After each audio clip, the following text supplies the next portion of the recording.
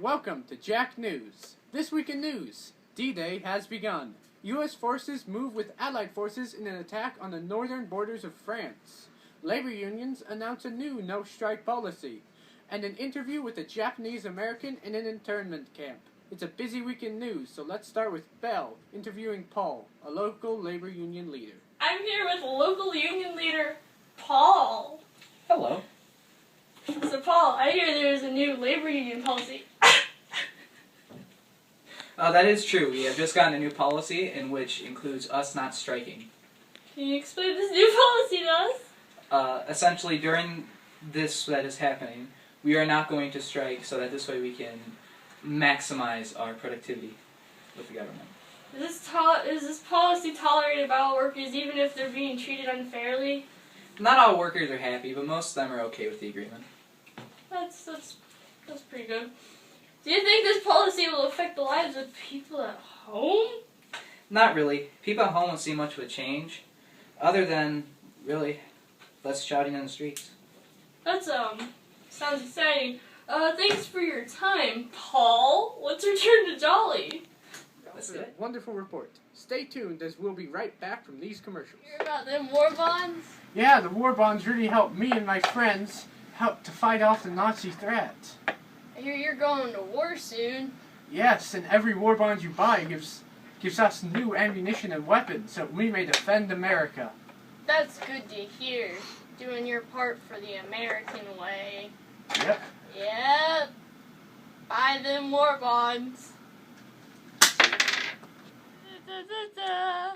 Welcome back to Jack News. Our next story will be with Christian at Japanese internment camps. Let's go to her as she interviews our Japanese American, Mikasa. I'm here with Mikasa, a Japanese American citizen who has been forced to leave everything he has behind. Mikasa, how do you feel about this? These camps are not the best place to be. I had to abandon everything I had. I had a farm and cows. I miss my cows. But I'm willing to toughen through this, for I am an American. Lots of people say you aren't American, especially the government.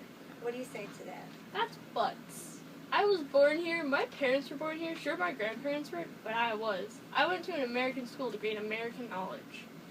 Can you tell us about the living conditions here? The conditions here are not as one would hope.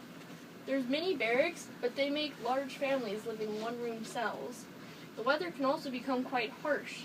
It's almost like being in prison, being in these camps. There's no freedom. That sounds horrible. Can you tell us about your daily activities here? We have many things here intended to copy everyday life, such as schools, medical care, and even newspapers. However, it's just not the same as living in a regular community. We weren't allowed to bring many of our personal possessions, and that has put a heavy toll on our emotional well-being. Are you at least being fed enough? I don't believe so. We're being fed enough to survive, but we're still hungry. Our meals are small and almost always consist of potato and bread. I hate potatoes. There's only enough milk for people younger than 5, and even our doctors are hungry constantly. I'm very sorry to hear this, but luckily we were able to get back your cow named Fred. Cow! Cow. Will you hear it? Thanks, Christian. Well, you heard it here, folks. Union leaders establishing new policies, internment camps, keeping Japanese Americans under their control. Well, that's all for Jack News. And don't forget those victory guns. The best carrots are those from your own garden. See you next time. This is Jared Jolly signing off. Woe is me. I swear that we had it, but everyone went and agreed that we never had a thing. Our dying words will be exaggerations of what we said and what we did. Welcome back to Jack News. Our next story will be with Kristen at Greetings, I'm here with Paul, the local union leader. Hey.